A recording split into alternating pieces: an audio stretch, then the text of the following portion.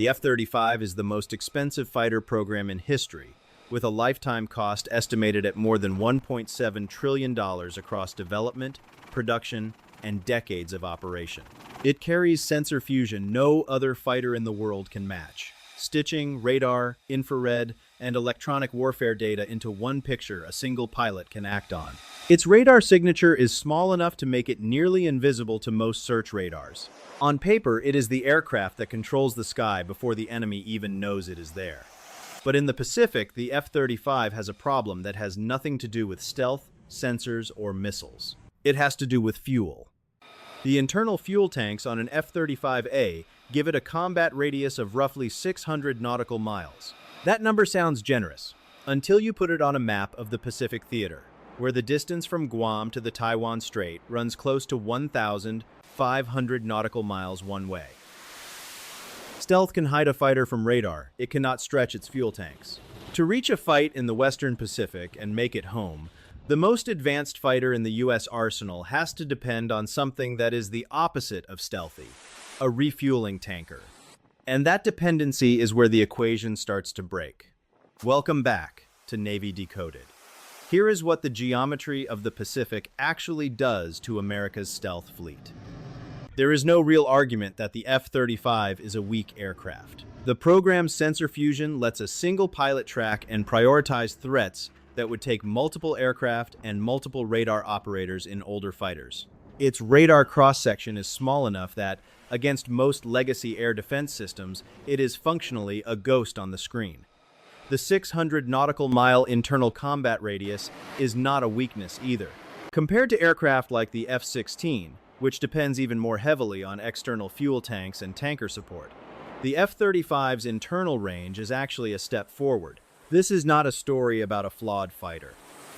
This is a story about what happens when a fighter built around one set of assumptions gets dropped into a theater built around a different set of distances. The Pacific is not the English Channel.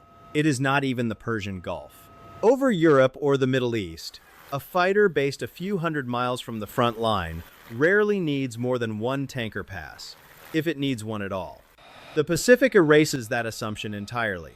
It is an ocean where the nearest secure U.S. airbase, Andersen on Guam, sits roughly 1,500 nautical miles from the waters around Taiwan. That gap is more than double what the F-35's internal fuel can cover in a single sortie.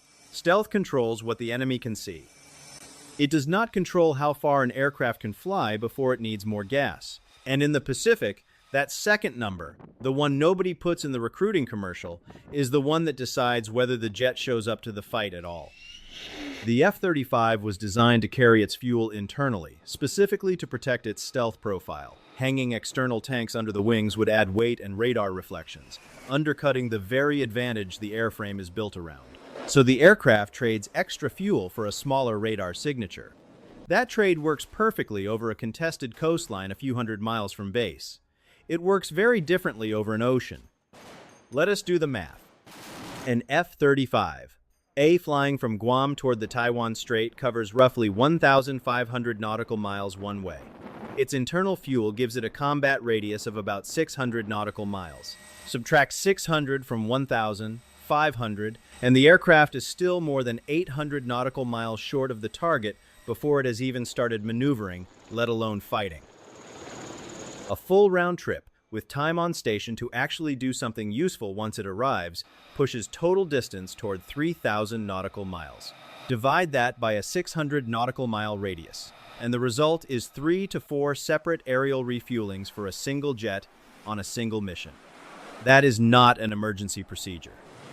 That is the baseline requirement just to get a 5th-generation stealth fighter into position over the Taiwan Strait and back to Guam in one piece. Each of those 3 to 4 refuelings is also a fixed point in space and time. The jet has to be at a specific location, at a specific altitude, at a specific moment, or the entire mission timeline starts to slip, plan the refueling track wrong, or lose access to one of those points, and the fighter does not get a second attempt at the same mission profile. It turns around. Multiply that requirement across an entire strike package, a dozen or more F-35s, all needing fuel at roughly the same points along the same routes. and the math stops being about one aircraft. It becomes about how many tankers have to be in the sky, on schedule, in the right airspace, for the stealth fleet to function at all. The fighter can disappear from radar. The flight plan that keeps it fueled cannot. That gap is exactly why the F-35 cannot operate in the Pacific without a tanker. And the tanker carrying most of that load today is the KC-135 Stratotanker, an airframe that has been in U.S. Air Force service since the late 1950s, with an average fleet age now well past 60 years.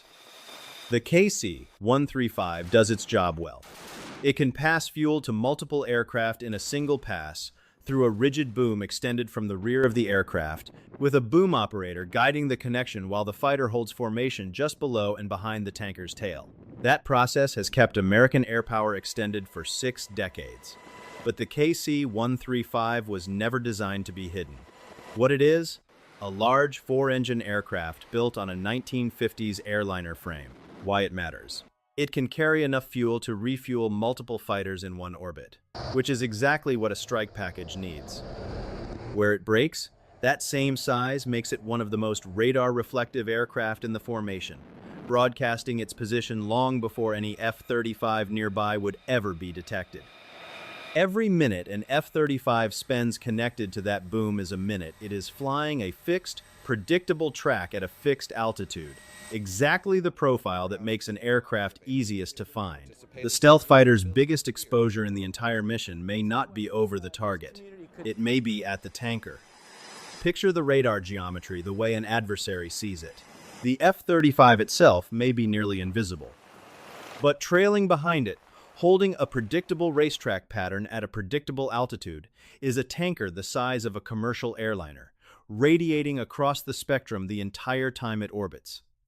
Keeping a 60-year-old airframe in flying condition is not a one-time achievement either. It is a continuous maintenance burden, carried by crews who have to keep parts, engines, and airframes from a different era flight-worthy every single day this dependency exists.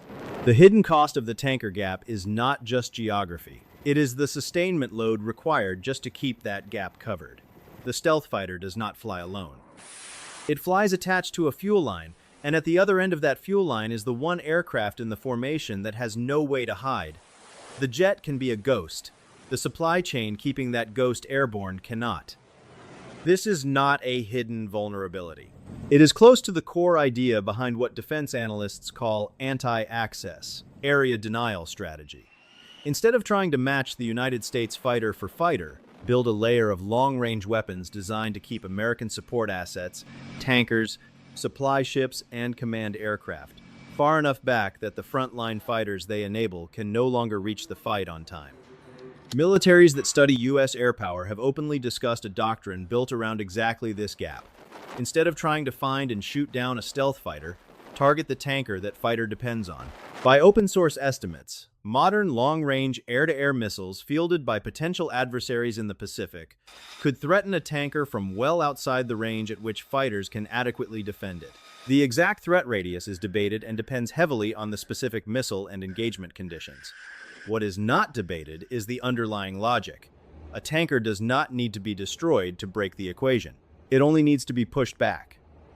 If a tanker has to retreat 100 or 200 nautical miles to stay outside that threat envelope, every F-35, depending on it, instantly loses that same distance from its effective combat radius. Push a single KC-135 back by 200 nautical miles, and every jet drawing fuel from it loses roughly a third of its already limited range before it has flown a single combat maneuver. That is not a kill. It is a constraint applied to an entire formation through one airframe. Stealth does not fix this. Sensor fusion does not fix this. The jet can be undetectable and still run out of usable range, because the problem was never about the enemy seeing the fighter. It was about the enemy reaching the fuel. It also does not take a large force to apply this pressure. A handful of long-range missile batteries, positioned correctly, can threaten the refueling tracks for an entire region without ever needing to locate or even detect a single F-35. This is where physics collects the invoice on the entire stealth ecosystem.